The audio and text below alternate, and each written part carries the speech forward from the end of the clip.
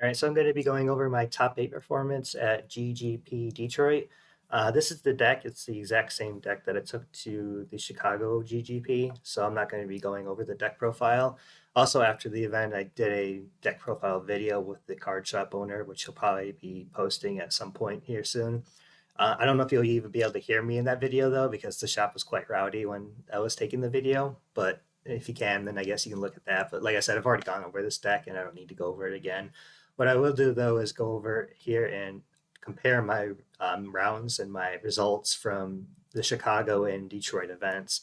So starting with Chicago, round one was against Warriors. This was against a newer player though, and not really a standard Warrior deck, so not overly competitive.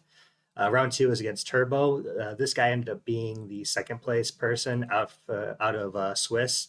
Round three was against Beastburn, and I 2-0'd that. Round four was Library FTK. I 2-0'd that as well. The Library player bricked on both of his games. Round five was against Chaos Control, which was fairly close, and he ended up being the ninth place person after Swiss. And round six was against a very standard Warriors player, and I ended up finishing the event at 10th place with a 4-2 finish, and then just missing out on top eight. Let me go over to GGP Detroit. My round one matchup was against Go Control. I actually didn't even know that I was against Go Control because in game one it went so quickly that I ended up beating him with only seeing stuff like Zaborg and GK Spy and something like a Dekoichi. I never saw any goats or any creature swaps. Actually, it might have been a Moth that he had that I saw. But basically, I was looking at the deck. I'm like, okay, what's looking like it's Thunderclap. And then I go to game two, and right at the start of game two, he ends up playing Scapegoat. And I never got to side in my uh, control package stuff like the King Tigers and the Compulses and the Torrential Tribute and stuff. But being able to beat a control deck without even having your side deck cards being used is kind of surprising. Round two was against Earth Aggro. This is a newer player. She was playing fairly standard Earth Aggro. I don't think she was playing Rats though, and I don't think she was playing Trap Dust Shoot. I didn't see her play it, at least unless she sided them out. But in the second game though, she did not side out her Nox or her mind controls, and ended up getting punished for that because a lot of times after game one, I will sometimes set stuff like DD Assailant or DD Warrior Lady, stuff that can kind of get punished if you attack into it.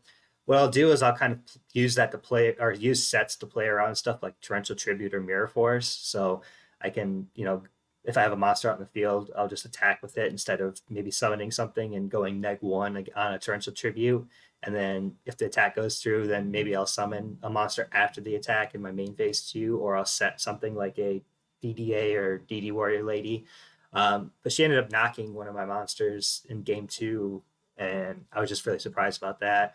A lot of times in these aggro matchups, the game one can be very RNG based because if you're drawing stuff like Nobleman of Crossouts and your opponent's drawing those really powerful cards in the aggro matchup like Ring of Destruction and Snatch Steal, stuff that takes away your monsters, and then does damage to you. Ring, it's a chainable, which is huge because Breaker can't do anything against it, or anything like Dust Tornado, but it kills one of your monsters, then does damage to you, then probably leaves your field open to be attacked directly with. So it's like a huge power card. Same thing with Snatch Steal is that it's it's not chainable, but it's going to take your monster away, leave your field open, and then allow them to summon a monster along with taking yours, and then attack with both and deal a shit ton of damage.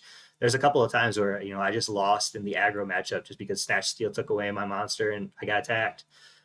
Now through its turbo, this is against Darian. He was the person that came in second at GGP Chicago. I remember seeing his deck profile, but I forgot when I was dueling him that he actually main decks one return from the different dimension. He also main decks a Zaborg in the turbo.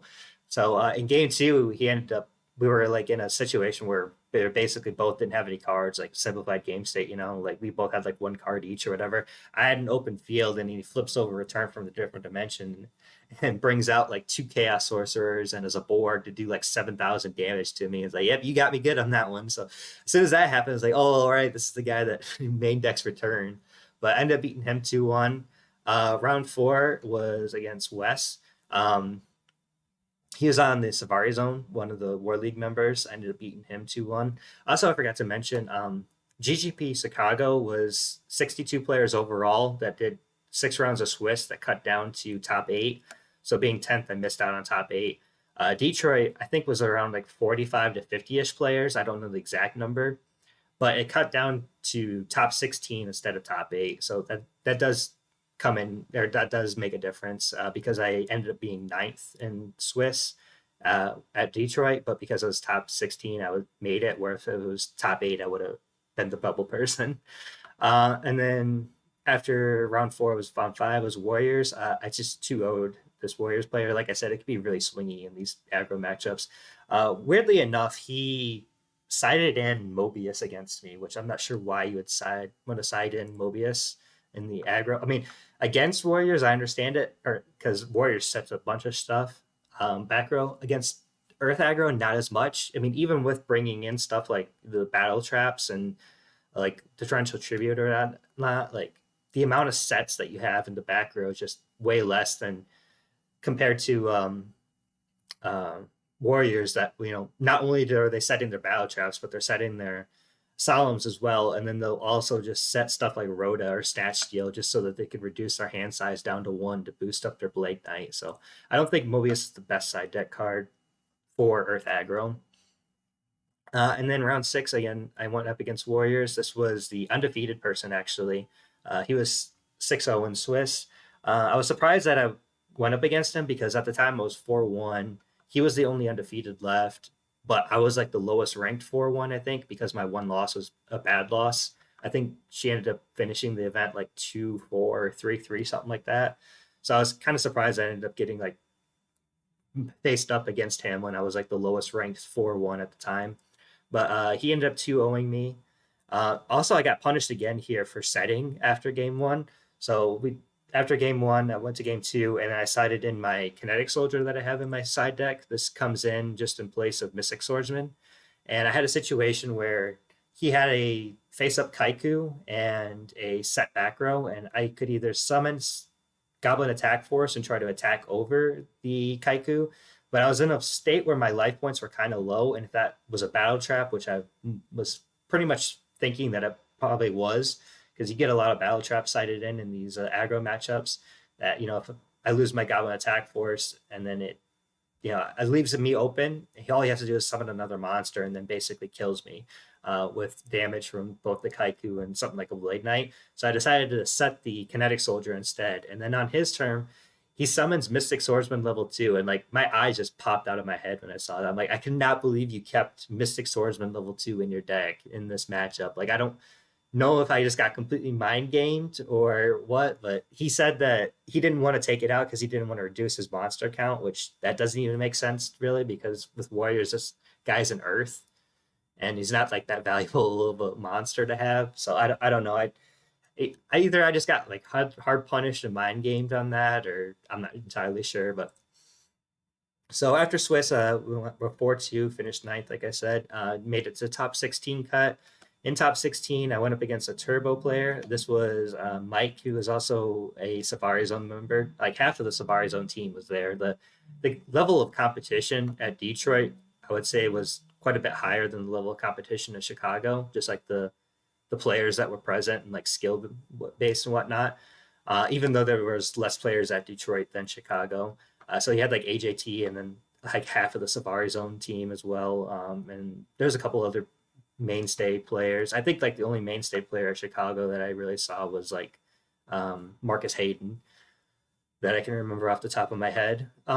So against the turbo player, the first game went to a draw. I was basically in a situation where I was behind, and then I was able to kind of bring back the game.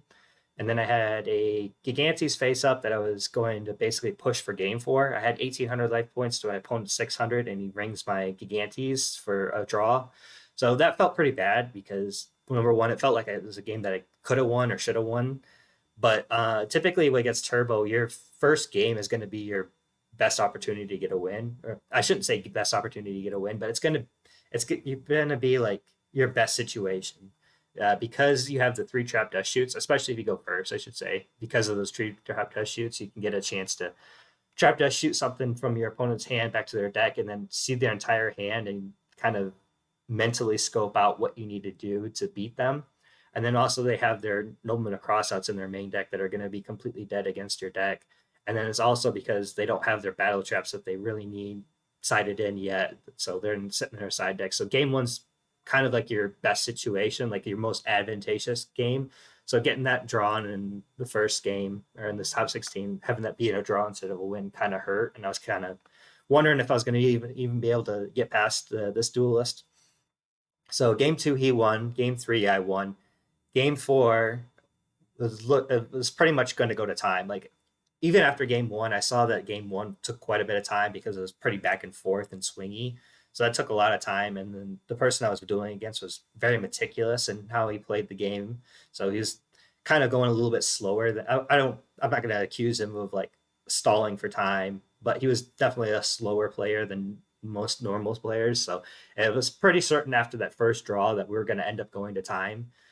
So I was kind of thinking about strategies for time.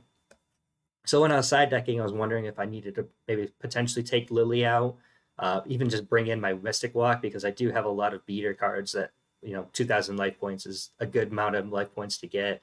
The good thing about going against time for turbo is that they do have two upstart goblins in their deck. So playing those, it's either they don't give you life, they don't play it and they have a dead card, or they play it and they give you life points. That's going to help for time. So that's kind of a situation where that's a little bit more advantageous for me. Um, Ultimately, I decided to not take out Lily and not put in Mystic Walk. Like I feel like I've got my deck basically set up to be as optimal as possible. At post siding and whatnot for the turbo matchup, and then like bring in the Mind Con and the extra Mystic Swordsman level 2, and then depending if I'm going first or not, decide out a trap dust shoot. Um, so the game went, and we did go to time. It was a situation where even without time, it wasn't like I was playing for time. I didn't stall. He didn't stall either. But even without time, I don't feel like it was a situation where it was like a duel that I absolutely would have lost, and had it not been for the life point advantage. The situation where I was in a better situation than him, and very likely would have won the duel had we continued on and not, went to time for life points. And then top eight, I went up against John again, so he was still undefeated, and he again 2-0'd me. Just not much to say about it. Like it's just those aggro matchups can be very one-sided at times. So my results were very kind of flip-flopped between Chicago and Detroit. In Chicago, I did good against the Warriors. I mean, the first one is kind of like a new player, so I don't really want to count it. But the second one round, Warrior player again up against in the sixth round, he was just very standard Warriors, and Jinzo put in work. And my normal experience with Warriors is that I typically do better against Warriors than I do against Turbo and against the control decks.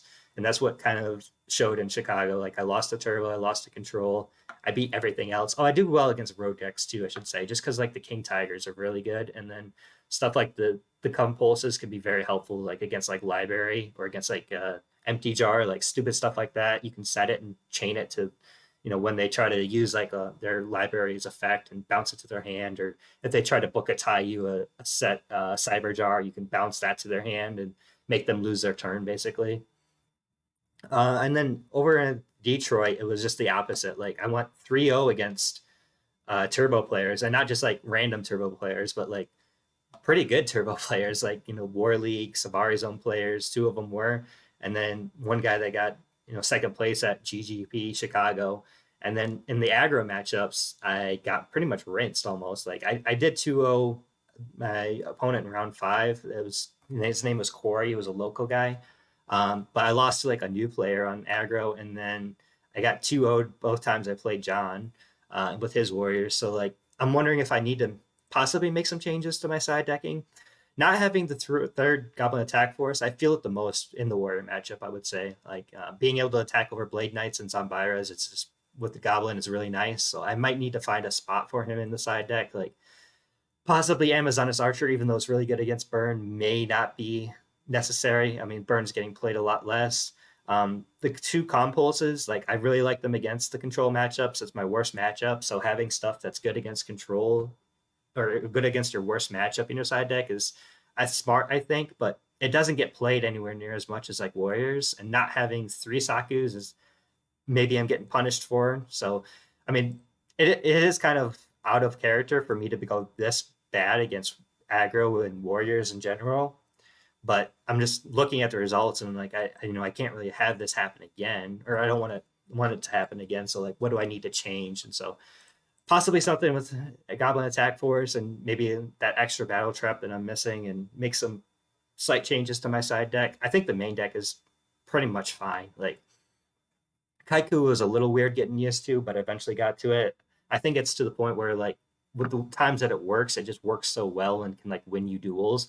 And then the times it doesn't work, it's just like a complete brick. But like it's too valuable not to have a lot of times. It feels like Sasuke is just really good, and having only 5 non-lights, that's pretty comfortable. I've gotten really comfortable with just 5 non-earths, I should say, not non-lights, but 5 non-earth monsters in the main deck. There wasn't a single time that I Gigantes bricked at the GGP Detroit, and I don't think I did at Chicago either. So it feels really comfortable. The deck feels really like comfortable to pilot, comfortable to use, feels solid, tight. Like I'm not, bricking. I'm not having issues where, I'm just like dead in the water and like, or certain matchups are just unwinnable. But probably some changes do need to be made just based on results of the event. So that's just the video for this, and that'll be all.